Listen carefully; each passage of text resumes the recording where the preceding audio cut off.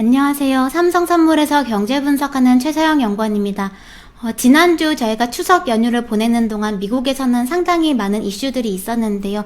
우선 지난주 있었던 미국 정치권 이슈들을 먼저 정리를 해드린 다음에 지난 주말경 발표됐던 미국 고용보고서 내용을 말씀드려 보겠습니다. 미국 대선을 둘러싼 정치적인 이슈들이 연이어 불거졌던 한 주였습니다. 우선 지난 29일에 열렸었던 1차 대선 TV 토론에서는 이 바이든 후보가 낮았던 기대와는 달리 토론의 승자로 평가가 되면서 좌측의 그림 보시면 이 직후에 베팅 사이트에서의 바이든 당선 가능성은 급증했었는데요. 하지만 10월 2일에 저희 시간으로 금요일 오전에 대선을 한 달 앞두고 들려왔던 트럼프 대통령의 코로나 확진 판정 소식은 이 향후 대선을 향한 경우의 수를 추가로 늘리는 소식이었습니다. 대선 그리고 의회 선거 결과 변수와 또 우편 투표를 둘러싼 트럼프 대통령의 불복 변수에 더해서 앞으로 이 고령인 트럼프 대통령의 코로나 증세 추이 또한 추가적인 변수로 지금 얹어진 상황인데요. 네, 트럼프 대통령의 확진 소식 이후에 베팅 사이트에서의 트럼프 당선 가능성은 추가로 낮아지기도 했었습니다.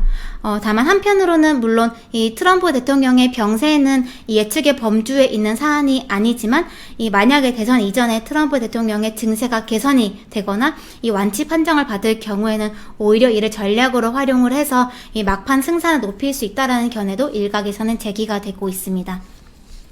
또 이번 트럼프 대통령의 코로나가 확진된 장소로는 지난 9월 26일에 열렸던 이 대법관 지명식이 거론이 되는데요. 그때 참석자들, 이 백악관 내 인사들이나 이 공화당 상원 의원들 중에서도 확진자가 속출하면서 이 상원의 입법 일정도 2주간 중단이 되었습니다. 하지만 일정 중단과 상관없이 이 트럼프 대통령이 지명한 이 코니 베럿 연방 대법관 인준 절차는 대선 이전에 어떻게든 통과시킬 것이다라는 입장은 여전히 강경하게 유지 중인 상황입니다.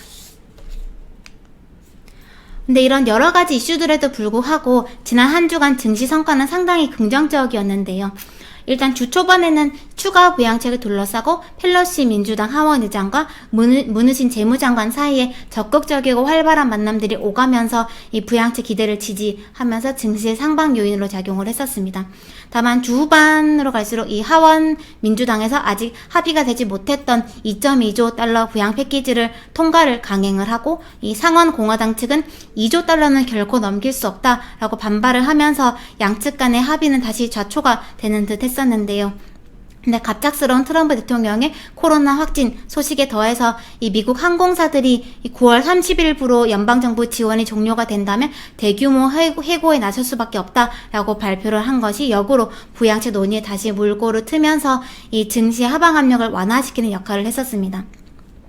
트럼프 대통령은 확진 판정을 받은 직후에 트위터를 통해서 이 미국이 원하고 필요로 하는 부양책에 협력해서 성과를 내라라고 언급을 하면서 이 공화당 측을 압박을 했고요. 이 펠로시 민주당 하원 의장도 대통령의 확진 판정으로 인해서 공화당 의원들이 코로나의 위험한 실상을 확인을 했기 때문에 부양책 협상의 역학 구도가 바뀔 수 있다라거나 이 중간점을 찾아서 할 일을 마칠 것이다라고 언급을 하면서 좀 부양책 합의를 낙관하는 발언들을 좀 내놨고요. 또 동시에 펠로시 의장은 항공사들에게도 신규 부양책이 일부로든 아니면 단독 법안으로든 이 항공사를 위한 구제책이 진전이 되고 있다라고 거론을 하면서 이 감원 계획 중단을 요청을 했습니다. 이런 부분들은 이 지금까지 부양책 패키지 전체가 아니라면은 항공사만을 위해서 구제책만을 별도로 통과시키진 않을 것이다라는 기존의 입장에서 다소 유연해진 태도로 볼 수가 있습니다. 물론 이 트럼프 대통령의 코로나 판정 소식은 이 금융시장 측면에서는 추가적인 불확실성, 변수이긴 할 텐데요. 하지만 지난 한 달간 금융시장의 이 대선 불확실성이 계속적으로 반영이 되면서 선제적인 조정을 겪어왔기 때문에 이 추가 조정 폭이 크지는 않을 수 있다라는 견해에 더해서 오히려 지금까지 교착 상태에 빠져있던 부양책 합의 가능성을 높이는 이벤트로 작용을 한다면 증시는 추가적인 하방 압력을 받기보다는 오히려 상방으로 지지될 가능성이 높지 않나라는 가능성에 좀 더 점쳐지고 있는 상황입니다.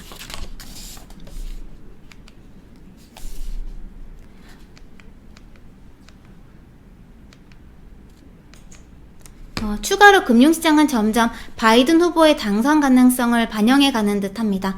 어쩌면 트럼프 대통령의 코로나 확진이 단기적으로는 불확실성 변수일지라도 대선 결과 자체의 불확실성은 낮추는 이슈일 수 있다라는 얘기들도 지금 나오고 있는 상황인데요.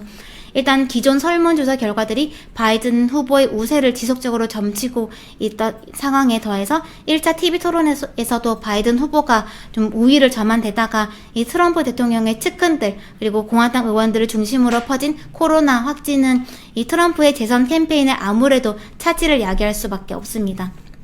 차트 보시면 지난주 금요일에 트럼프의 확진 소식으로 이 강한 하방 압력을 받았던 미국 증시는 부양책 재추진 소식에 대체로 낙폭을 좀 회복하면서 마감했었는데요. 하지만 대형 기술주들 나스닥은 낙폭을 따라서 줄이지 못했었고요. 또 미국 10년물 국채금리도 1차 TV 토론 그리고 부양책 기대를 반영하면서 상승 압력을 받았었습니다. 즉 바이든 후보와 민주당이 집권할 경우에는 보다 적극적인 재정 확장 정책이 예상이 되는 만큼 금리 상승 압력이 상대적으로 강할 가능성을 반영하는 시장 흐름일 수가 있는데요.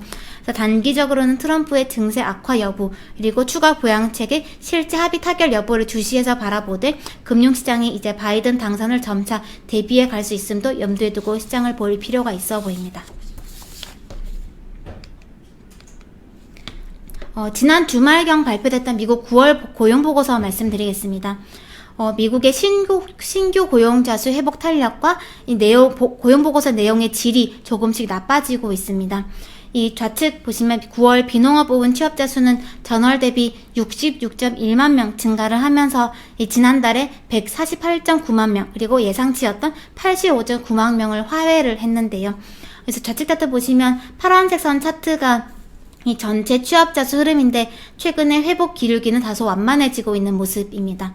그리고 우측 차트 보시면 실업률인데요. 실업률은 7.9%로 지난달에 8.4% 그리고 예상치였던 8.2%에 비해서도 더 크게 개선이 되는 모습을 보이긴 했습니다. 하지만 그 배경에는 경제활동 참가율의 하락 전환이 있었다라는 점에서 다소 한계를 가지고 있는 지표입니다.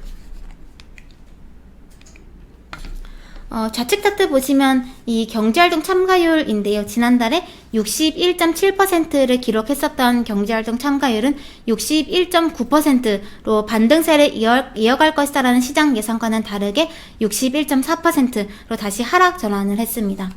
네, 오른쪽에 제가 적어온 글 보시면요. 실업률은 크게 두 가지 경로를 통해서 하락을 할 수가 있는데요. 우선 첫 번째는 실업자가 취업을 하게 될 때 긍정적인 경우의 수가 있는 반면에 두 번째 보시면 이 취업을 시도하던 실업자들이 구직 활동을 포기하는 경우에도 이 해당 인구는 실업자의 분류에서 제외가 되면서 실업률은 하락할 수가 있습니다. 이 두 번째 경우의 수는 이 실업률의 하락과 함께 경제활동 참가율의 하락을 동시에 가져올 수가 있는데요. 그렇지만 이번 고용보고서 결과가 좀 그런 모습이었죠. 즉 이번 실업률의 하락을 마냥 긍정적으로 해석하기가 좀 어려운 이유입니다. 실업률만을 근거로 고용시장을 평가하지 않겠다라고 언급을 해왔던 연준의 눈에도 이번 실업률을 비롯한 고용지표들은 그리 긍정적인 결과는 좀 아니었을 텐데요. 게다가 연준은 코로나로 인해서 일자리를 좀 찾기를 포기하는 실업자들이 고용시장을 영구적으로 떠날 경우에, 다른 말로 이 경제활동 참가율이 지속적으로 하락할 경우에 경제의 영구적인 손실, 그리고 잠재 성장률 하락이 발생할 수 있음을 가장 우려하고 있는 상황입니다. 요약을 하자면 실업률이 추가로 하락하더라도 그것이 경제활동 참가율의 회복, 상승과 함께 나타나야지만 건강한 고용시장의 회복으로 평가가 될 수 있을 겁니다. 다음으로 이번 고용보고서에서 우려가 됐던 부분은 이 영구적 실업자의 지속적인 증가세였는데요. 이 코로나로 인한 경제 위기는 지금까지의 다른 위기들과는 좀 달리 민간의 경제 활동을 인위적으로 멈추게 한 사건이었던 만큼 그 일시적인 시기, 경제 활동이 잠시 중단된 시기만을 잘 견딘다면은 원래 일자리로 빠르게 돌아갈 수 있는 이 소위 단기적인 유휴 자원, 단기적인 유휴 노동자들의 비중이 그 어느 때보다 높은 성격의 위기였습니다. 왼쪽에 파란색 선 차트 보시면 코로나 사태가 터진 직후였었던 지난 4월에 미국 전체 실업자 중에서 영구적 실업자가 차지한 비중은 9%가 채 되지 않았었는데요. 즉 일시적인 실업자들이 원래의 일자리로 빠르게 돌아가기만 했다면 이번 코로나 사태가 경제에 영구적으로 남기는 상처는 그 다른 어느 위기들보다 상당히 적었을 수 있고요. 또 경제 정상화도 상당히 빠르게 진행이 되었을 수 있습니다. 하지만 이 코로나 사태가 예상보다 길어지는 좀 과정에서 물론 원래 일자리로 돌아간 일시적인 실업자들도 많았지만 한편에서는 일시적인 실업자들의 영구적 실업 전환 그리고 경영 전망 악화로 인한 기업들의 해고 결정들이 늘어나면서 이 전체 실업자 중에서 영구적 실업자의 비중은 현재 37%까지 높아진 상황입니다. 9월 고용보고서 내용을 보면은 전체 실업자 수 자체는 97만 명 감소를 했는데요. 그 중에서 영구적 실업자는 오히려 34.5만 명 늘어나는 결과를 보셨습니다. 즉 최근에 코로나 사태는 사태의 장기화는 단기적 그리고 일시적일 수 있었던 이 유휴 노동자들 중에 일부를 중장기 실업자로 전락하고 있다라는 건데요. 전락시키고 있다라는 건데 최근 연준 위원들의 연설 내용들을 또 보면은 이 연준 내부에서도 향후 미국 경제 경로가 머지않아서 이전의 상태로 예상보다 빠르게 복귀할 수 있을 것이다라는 긍정적인 시각이 있는 반면에 조만간 회복 속도가 눈에 띄게 둔화할 수 있다라는 것을 우려하는 좀 보수적인 시각이 있는 등 향후 경제 경로 전망의 편차가 다소 큰 것이 좀 확인이 되고 있는 상황입니다. 이는 결국 현재 일시적으로 분류가 되어 있는 실업자들이 정말 일자리로 빠르게 돌아갈지 아니면은 영구적인 실업으로 전환되면서 회복에 더 오랜 시간이 걸릴 가능성이 높아질지 여부에 달려 있다라고 볼 수가 있고요. 더 나아가서 이 구직 활동을 포기하는 사람들이 더 늘어날지 아니면 이 코로나로 인해서 고용시장을 떠났던 사람들이 다시 돌아오는지 즉 경제활동 참가율 추이에 따라서도 경제 전망이 상당 부분 달라질 수가 있습니다. 그래서 앞으로도 고용 보고서를 볼 때 이 취업자 수나 실업률뿐만 아니라 경제활동 참가율 그리고 영구적 실업자 추이를 통해서 향후 미국 경제 정상화 속도를 좀 가늠해갈 필요가 있을 것으로 예상됩니다. 이번 주 시장은 일단은 트럼프 대통령의 건강 상태가 변동성 요인으로 작용할 수밖에 없어 보이는데요. 근데 그것보다는 이 추가 부양책의 진전 과정, 이 추진 과정이 시장 추세에는 더 유의미한 사안일 것으로 보입니다. 특히 현재 트럼프 그리고 민주당의 동시에 압박을 받고 있는 공화당 측의 입장이 완화될지 여부를 좀 주시하면서 최근 지도부들의 낙관적인 발언의 현실화 여부를 주시할 필요가 있어 보이고요. 또 트럼프 대통령의 건강 상태에 대해서는 최근 백악관 측의 발표와 일부 언론 보도들 간의 온도차가 좀 있다는 점도 변동성을 유발할 수가 있어 보이고 또 대선 일정 변화 여부도 변수이긴 합니다만 아직은 일정이 변경이 될 가능성은 낮은 상황입니다. 그리고 현재는 일단 바이든 후보에게 유의미한 우세가 점쳐지고 있는 상황인 것은 사실이기 때문에 이런 분위기가 유지될 경우에 오히려 이 대선 자체에 대한 좀 경우의 수 변수는 줄어들 가능성도 있다라는 견해가 일각에서 제기가 되고 있고요. 반면에 앞서도 말씀드렸듯이 이 트럼프 대통령이 만약에 코로나를 극복할 경우 이를 막판 선거 전략으로 활용해서 승부수로 활용할 가능성도 일각에서 제기가 되고 있음도 변수로 감안할 필요가 있습니다. 이번 한 주도 시장 대응 잘 하시길 바라겠습니다. 감사합니다.